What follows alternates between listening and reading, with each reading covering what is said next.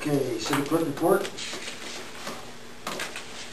Why don't we jump down to that second point, which is that drainage thing, since we're discussing that.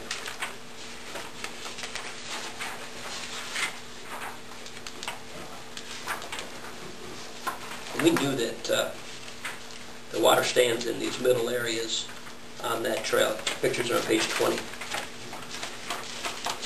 We knew the water stands there. It always has. And had designed that trail so that it was elevated away so that it wouldn't have problems with it. Well, we still have problems with it, and it's where the trail comes down then to intersect the existing street. Okay. So we're throwing out some ideas about how to address this, and one of them might be maybe you just cut drainage swales through the road to the north there. As you're looking at the picture, the road up at the top. You know, we could maybe do just some drainage swales through there. Or you could, there has been done some additional grading to get that water to get clear to the west where, you know, when you drive around the furthest west part, there is a big swale there. And that's where water's supposed to go. So they're doing some drainage, some grading work to get that to drain.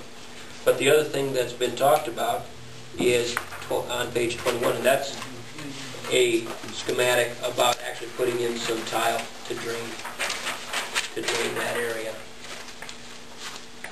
Howry Construction was getting us a price on it, and even just a preliminary price was something over $4,000. Which we're getting caught in one of these instances where that is probably paying very much a premium to have them install this little bit of tile. But we can't go get a sub and have them do this and have it still be a reimbursable expense under that grant, because all of the subs have to be pre-approved.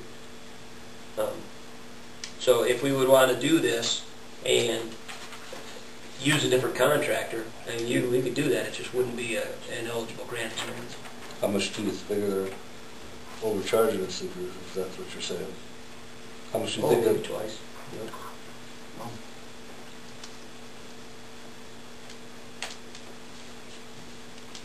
Well, we didn't use all the grant money anyway. No, but we get 80% grant.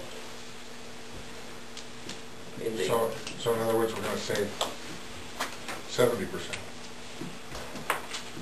Since we're going to pay twice as much, but they're going to pay 80% of it, I don't know. I'll be honest with you, I don't think it's that big a problem. I know there's a lot of water standing there. Who's riding their bicycle when it's raining? When it's raining, of course, not too many folks. Okay, how long does it take this to go down? I don't know, because it's down now. That was one of the worst times there, and it was down, in this case, within a day and a half, at least off the trail. What's their liability on something like that? It's a shared liability there with the DNR out of their land, our trail.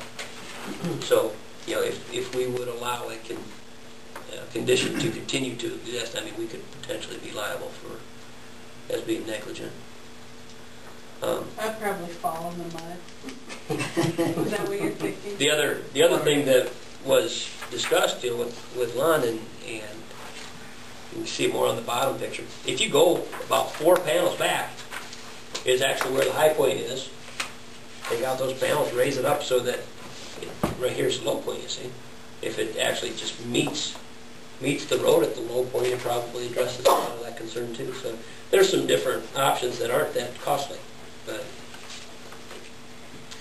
the engineer is still working on some of this as a drainage alternative. And if we can get the contractor to do this, I would suggest we would proceed with the installation of that drain tile as a way to permanently.